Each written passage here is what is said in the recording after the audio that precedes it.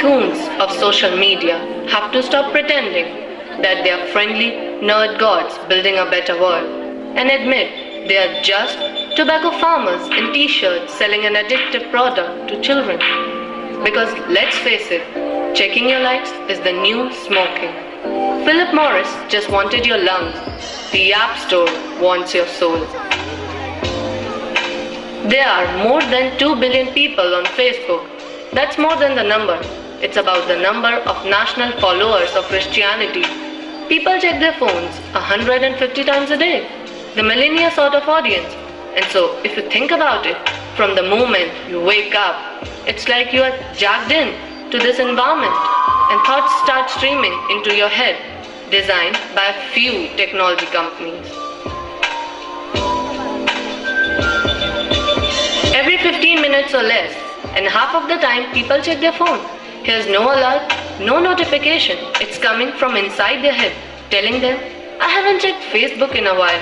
I haven't checked on this Twitter feed for a while. I wonder if somebody commented on my Instagram post. That then generates cortisol, and it starts to make you anxious. And eventually your goal is to get rid of that anxiety. So you check in.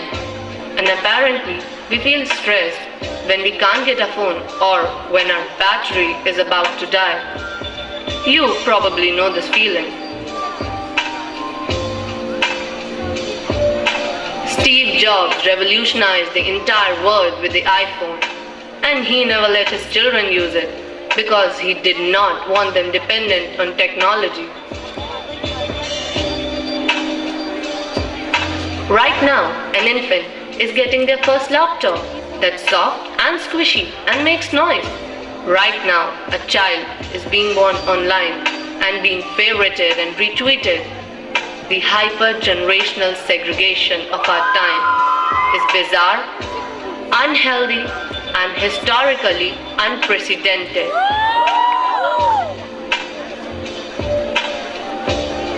You have never seen the like of people sitting at a table in a restaurant not talking to each other because they are texting and using their Facebook and Instagram and Twitter, and they are at the table and don't even know each other.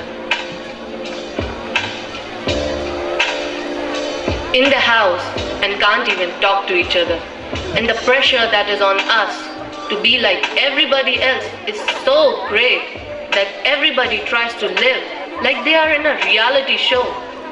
There is a culture we don't have enough in common anymore, and that's because the internet, which was supposed to unite the world, has become too adept at serving us personalized content.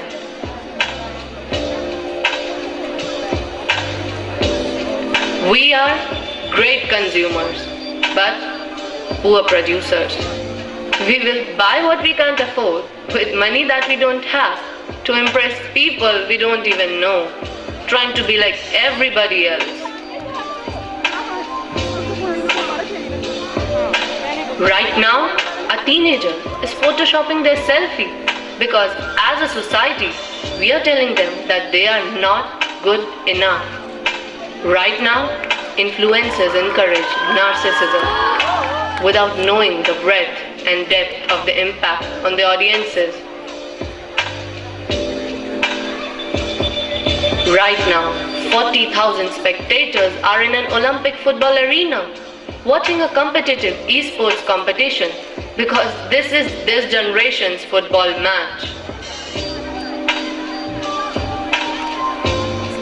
There's always this narrative that technology's neutrality is up to us to choose how we use it. This is just not true. Technology is not neutral. It's not neutral. They want you to use it in particular ways and for long periods of time because that's how they make their money. You don't realize it, but you are being programmed. It was unintentional, but now you got to decide how much you are willing to give up, how much of your intellectual independence.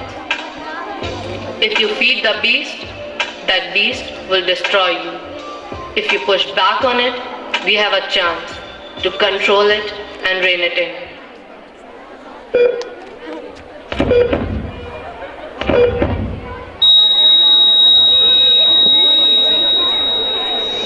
And now, it would be interesting to see how our society deals with artificial intelligence.